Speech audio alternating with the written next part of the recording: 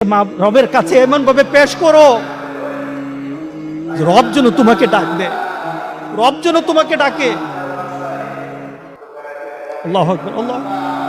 আমরা সে রবকে ডাকতে পারছি না, কারণ রবের কথাই হলো উদউনি উদউনি আস্তাজিব লাকুম, আমাকে ডাকবি আর আমি ডাকের সাড়া দেব। রব আমাকে জানিয়েছেন, আমাদেরকে জানিয়েছেন উদউনি, আমাকে ডাক, আস্তাজিব লাকুম, ডাকবি জবাব দেব, ডাক দিবি জবাব দেব, ডাক দিবি জবাব দেব।